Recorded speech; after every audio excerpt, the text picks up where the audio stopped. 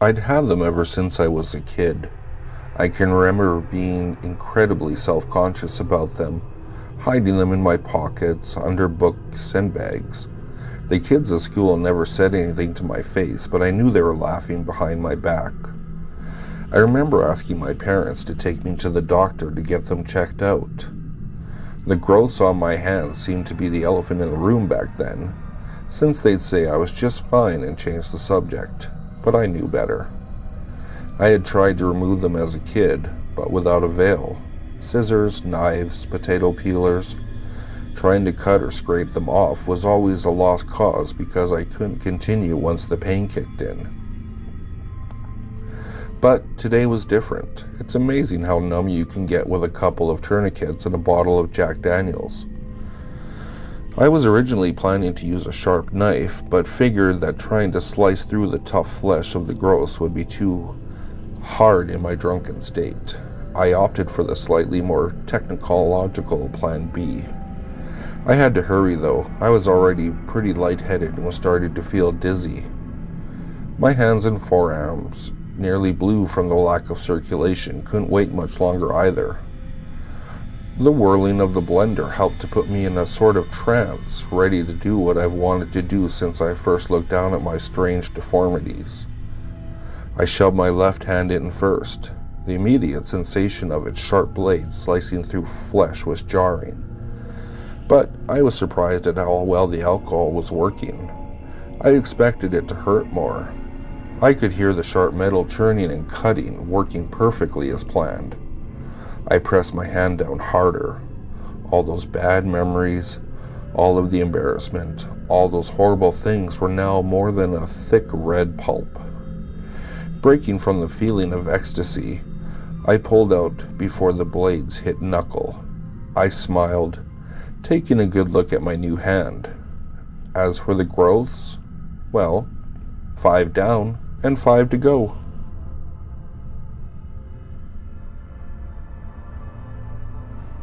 There was a young girl who lived in Texas. She was excited because it was the night of the high school dance. She had bought a brand new dress for the occasion, and she was sure she was going to look beautiful in it. She wanted the dance to be the best evening of her young life. Then her mother came in the house looking pale and determined.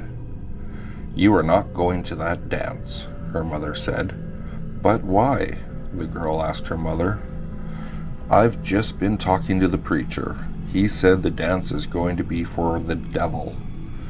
"You are absolutely forbidden to go," her mother said. The girl nodded as she accepted her mother's words, but she was determined to go to the dance.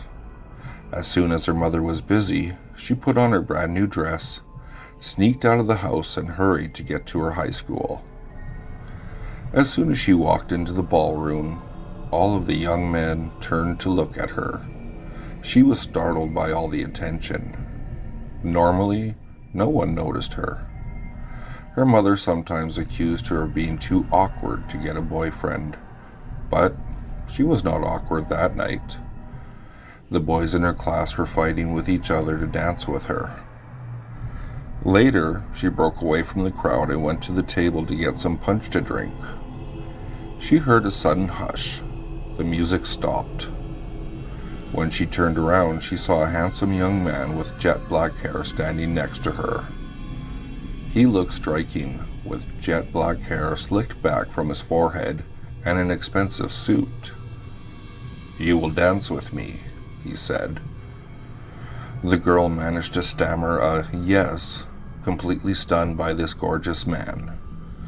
He led her out onto the dance floor. The music sprang up at once. She found herself dancing better than she ever danced before. They were the center of attention. Then the man spun her around and around. She gasped for breath, trying to step out of the spin. But he spun her faster and faster. Her feet felt hot. The floor seemed to melt under her. When she looked down, she noticed that the young man wasn't wearing any shoes, and instead of feet, he had black hooves. He spun her even faster. She was spinning so fast that a cloud of dust flew up around them both so that they were hidden from the crowd. When the dust settled, the girl was gone. The man in black bowed once to the crowd and disappeared. The devil had come to his party, and he had spun the girl all the way to hell.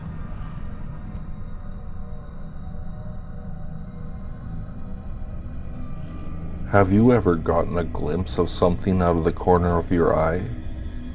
A simple movement caught in your peripheral vision? Most will simply dismiss this as a shadow brought about by a flickering candle, or perhaps a pet jumping down from a piece of furniture. 99 out of 100 times, these people are right. But then there's that one elusive sight.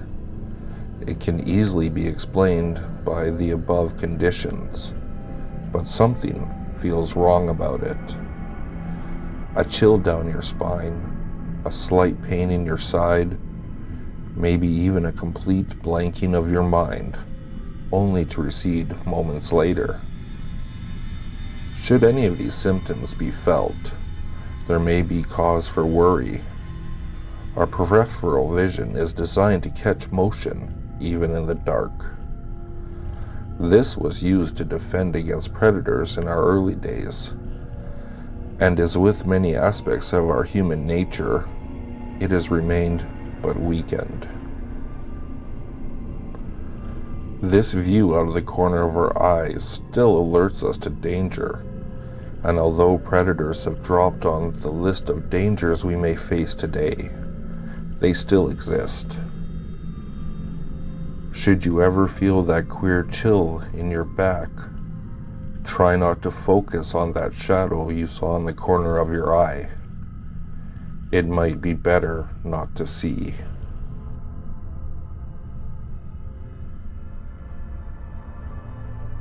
It's about 9:35 at night. The show on your TV is silent, the volume turned down.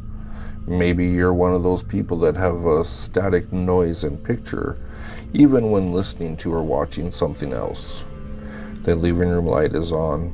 2 of the 5 bulbs are burnt out. The one in the back seems to go next, but you don't think much about it as you stretch out into your chair. Something begins gnawing at the back of your mind. It's just a normal Monday night, the rain outside, a steady drizzle that freezes as it hits the road. Something that makes you want to look at the large panel window beside you, covered up by a Harley-Davidson blanket to keep the warmth in the house.